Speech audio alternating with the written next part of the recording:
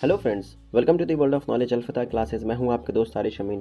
Friends, जैसा कि हम कक्षा 8 के भूगोल यानी ज्योग्राफी के सभी चैप्टर्स की सॉल्यूशन वीडियो सीरीज़ कर रहे हैं, जिसमें हमने फ्रेंड्स इससे पहले के 6 चैप्टर को 6 अध्याय को कंप्लीट किया हुआ। अगर आपने उस वीडियो को नहीं देखा है तो डिस्क्रिप्शन में लिंक प्रोवाइड कर दिया जाएगा, आप वहाँ से देख सकते हैं।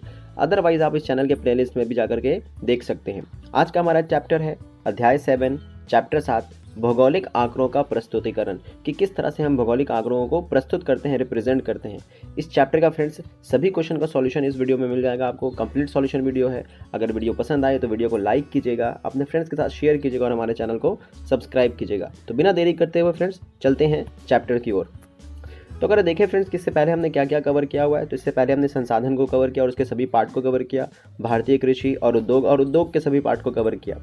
और आगे की बात करें तो हमने परिवहन को कंप्लीट किया है, मानव संसाधन को कंप्लीट किया, एशिया को कंप्लीट किया। आज का हमारा चैप्टर है अध्याय 7 आंकड़ों का निरूपण या प्रस्तुतिकरण।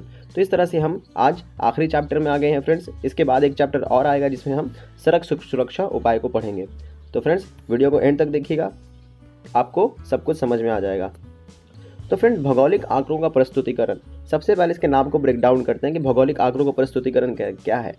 तो अगर आप आंकड़ों को देखें तो यहाँ पे बहुत ही सरल भाषा में डेफिनेशन लिखा हुआ है आंकड़ा का। प्राप्त सूचनाओं व जानकारी का अंकों के रूप में परिवर्तन आंकड़ा कहलाता है। जो भी जानकारी आपको मिलती है, अगर उसको हम अंक नंबर के फॉर्म में लिखते हैं तो उसको हम क्या कहते हैं, आंकड़ा कहते हैं। और जब इन आंकड़ों को तालिका व चित्र के माध्यम से प्रदर्शित किया जाता है तब उसे हम आंकड़ों का प्रस्तुतिकरण कहते हैं या निरूपण कहते हैं। मतलब जब हम उस आंकड़े को क्या करते हैं, चित्र के द्वारा दिखाते हैं, प्रस्तुत करते हैं, रिप्रेजेंट करते हैं, तो उसे हम क्या कहते हैं, आंकड़ों का प्रस्तुतिकरण कहते हैं। तो उम्मीद करते हैं कि आपको फ्रेंड्स इस चैप्टर का नाम समझ में आ गया होगा, क्योंकि इस चैप्टर में हम भौगोलिक आंकड़ों का रिप्रेजेंटेशन सीख रहे हैं, भौगोलिक आंकड़ों का प्रस्तुतिकरण। तो आइए फ्रेंड्स आगे बढ़ते हैं, देखते हैं।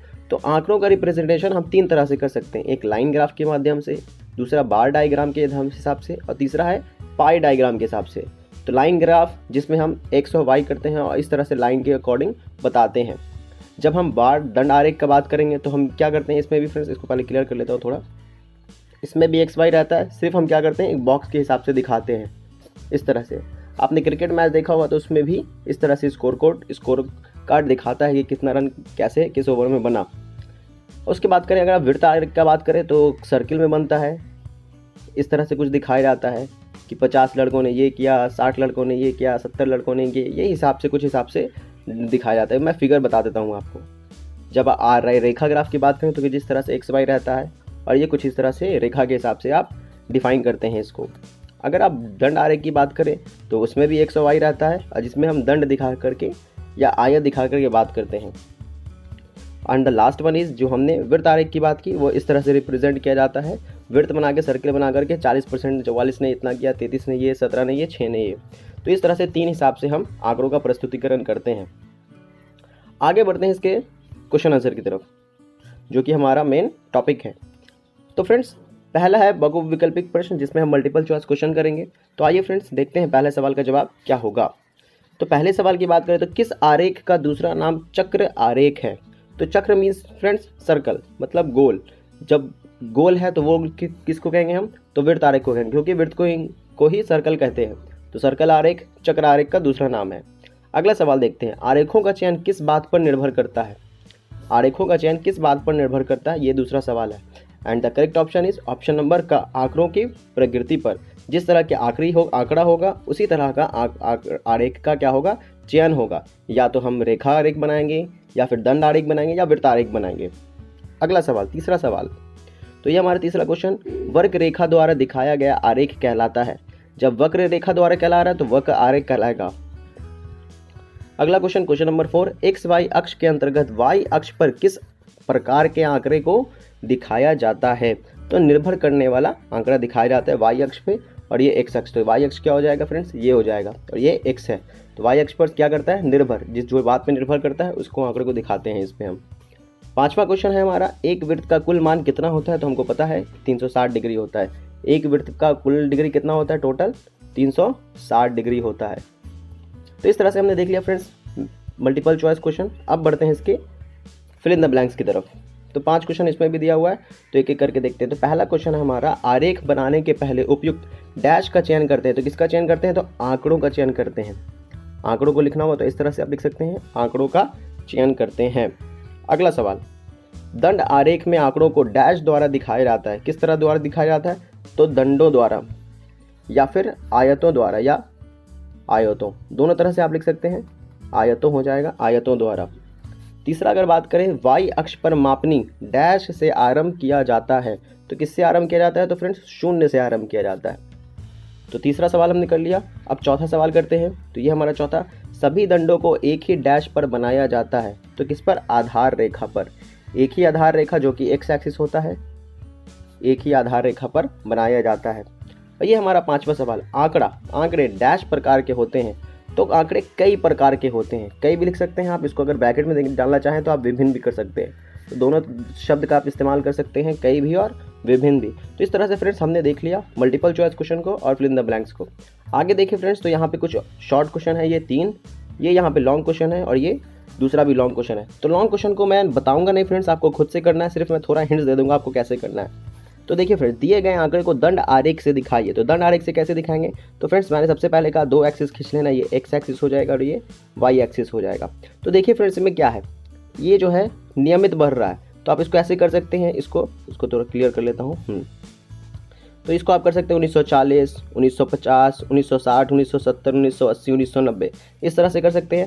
और यहाँ पे वाई एक्सिस पे आप कर सकते हैं, जहाँ से शुरू हो रहा है वहाँ से कर सकते हैं आप फ्रेंड्स, या 5, 10, 15 ऐसे भी लेकर के कर सकते हैं, या फिर 40, 45। देखिए कहाँ से शुरू हो रहा है, ये कहाँ से शुरू हो रहा है, 31 से शुरू हो रहा है। तो यहाँ से 30 ले लेते हैं, 30, 31, 32, 33, 34, 35, 36, 37, 38, 39, 40, 41, जहाँ तक जा रहा है वहाँ तक। अब जो कहेगा फ्रेंड्स, जैसे कि कह रहा है 1970 में कितना है, 41 है। तो जहाँ पे 1970 आएगा, हमने 40 से शुरू किया, 40, 50, 60, 70, मान लिया कि 1970 वाला ये लाइन है। तो इस लाइन के 41 कहाँ है, यहाँ पे 41 मान लिया क्या आ जाएगा, तो ये 41 वाला पॉइंट है। तो इस पॉइंट को हम क्या कर देंगे, नोट कर देंगे। फिर कहेगा 1960 में 42, तो 1960 के पास आएंगे और 42 कहाँ आएगा, तो यहाँ आएगा, इसको मिला देंगे ऐसे करके। तो इस तरह से आप इसको क्या कर सकते हैं, आरेख खींच सकते हैं। तो ये पहला हो गया फ्रेंड्स। अगर दूसरे की बात करें, दूसरा क्वेश्चन है यहाँ पे, तो इसको क्या करना है, आंकड़ों को रैखिक ग्राफ, सॉरी फ्रेंड्स, ये वाला जो था इसको दंड आरेख से खींचना था। तो एक्स और वाई हो जाएगा, ये एक्स और ये वाई। तो उसी तरह से आप दे देंगे 1940, 1950, 1960, 1970, 1980, 1990। यहाँ पे 30, 31, 32, 33, 34, 35, 36 कहाँ तक जा रहा है, तो 45 तक जा रहा है, तो 45 तक खींच देंगे। उसके बाद आपको क्या करना है, ग्राफ के द्वारा दंड रेखा खींचना है। तो जहाँ तक रहेगा उसको दंड खींच देंगे। ये बड़ा है तो ये ऐसे, ये फिर ऐसे, मतलब ये 42 तक आएगा तो 42 तक खींचेंगे, ये 41 तक आएगा तो 41 तक खींचेंगे, ये 37 तक आएगा तो 37 तक खींचेंगे। तो इस तरह से आप इसको बना सकते हैं। और ये रैखिक ग्राफ बनाना है, तो रैखिक ग्राफ कैसे बनेगा, सेम ऐसे ही एक्स और वाई करके खींचेंगे, एक्स और वाई, और देख लेंगे ये जन, फेब, मार्च, अप्रैल, मई, जून, जुलाई, अगस्त। तो इस तरह से पूरा दिसंबर तक दे देंगे। और यहाँ पे देखेंगे कहाँ से शुरू हो रहा है, ये तो लगभग 16 से शुरू हो रहा है। तो 16, 17, 18, 19, 20, 21, 22, जहाँ तक जा रहा है वहाँ तक करेंगे। अब देखेंगे कि जनवरी में कितना था, तो 16 था। तो जनवरी में जहाँ पे 16 शुरू होगा वहाँ पे कर देंगे 16। फेब में कितना था, तो फेब में 18 था, तो 18 पे कर देंगे। फिर अप्रैल में कितना था, तो 25 था, तो 25 पे कर देंगे। और फिर इसको ऐसे मिला देंगे। तो इस तरह से ये ग्राफ कुछ बन जाएगा। तो इसको क्या कहेंगे, रैखिक ग्राफ कहेंगे। तो दंड आरेख खींच दिया आपने, रैखिक ग्राफ खींच दिया। इसको आपको खुद से करना है। अब मैं यहाँ पे आपको शॉर्ट क्वेश्चन का आंसर बताता हूँ। तो आइए फ्रेंड्स चलते हैं इसकी तरफ। तो ये रहा हमारा पहला सवाल फ्रेंड्स, आंकड़ों का प्रस्तुतिकरण से क्या समझते हैं। तो प्राप्त सूचनाओं व जानकारी का अंकों के रूप में परिवर्तन आंकड़ा कहलाता है। जब इन आंकड़ों को तालिका व चित्र के माध्यम से प्रदर्शित किया जाता है तब उस आंकड़ों का प्रस्तुतिकरण कहा जाता है। आंकड़ों के आधार पर आरेखों का चयन ही आंकड़ों का सही प्रस्तुतिकरण किया जा सकता है। अगर इसके आगे भी लिखना चाहते हैं तो आप 3 तरह से निरूपित किया जाता है, पाई ग्राफ के हिसाब से, चार्ट ग्राफ के हिसाब से। तो उस तरह से भी आप इसको बढ़ा सकते हैं, लेकिन इतना सफिशिएंट है, इतना आप लिख देंगे तो बहुत है। आगे सवाल बढ़ते हैं दूसरे सवाल की तरफ। रैखिक आरेख किसे कहा जाता है। तो जिस आरेख में आंकड़ों को एक रेखा द्वारा दिखाया जाता है रैखिक आरेख कहा जाता है। इसके द्वारा भौगोलिक तत्वों यथा वर्षा, तापमान, आर्द्रता, जनसंख्या वृद्धि, जन्म दर, मृत्यु दर, उत्पादन इत्यादि को आसानी से प्रदर्शित किया जा सकता है रैखिक आरेख के द्वारा। तीसरा सवाल और ये आखिरी सवाल है हमारा, वृत्त आरेख क्या है। जब आंकड़ों के समूह के विभिन्न इकाइयों के हिस्से को प्रदर्शित करना हो तो इसके लिए वृत्त आरेख का उपयोग किया जाता है। इसमें वृत्त समस्त मात्राओं के योग का परिचायक होता है तथा वृत्त को डिग्री के आधार पर विभिन्न खंडों में बांटकर प्रभावित मात्राओं को प्रतिशत में दिखाया जाता है। तब ऐसे चित्रण को हम क्या कहते हैं, वृत्त आरेख कहते हैं। तो इस तरह से हमने फ्रेंड्स यहाँ चैप्टर के सभी क्वेश्चन को देखा, ऑब्जेक्टिव क्वेश्चंस को देखा, लॉन्ग क्वेश्चंस को देखा और क्वेश्चन आप बना लेंगे। अगर वीडियो पसंद आया होगा तो वीडियो को लाइक कीजिएगा फ्रेंड्स, अपने फ्रेंड के साथ शेयर कीजिए, हमारे चैनल को सब्सक्राइब कीजिए और दूसरे चैप्टर्स की वीडियोज़ को देखने के लिए आप हमारे चैनल के प्लेलिस्ट में जाकर के देख सकते हैं और डिस्क्रिप्शन में भी लिंक मिल जाएगा, वहाँ से भी आप देख सकते हैं। बहुत ही जल्द मिलेंगे दूसरे वीडियो के साथ, तब तक के लिए अपना ख्याल रखें। अलफता के साथ जुड़ने के लिए बहुत बहुत धन्यवाद। Thank you.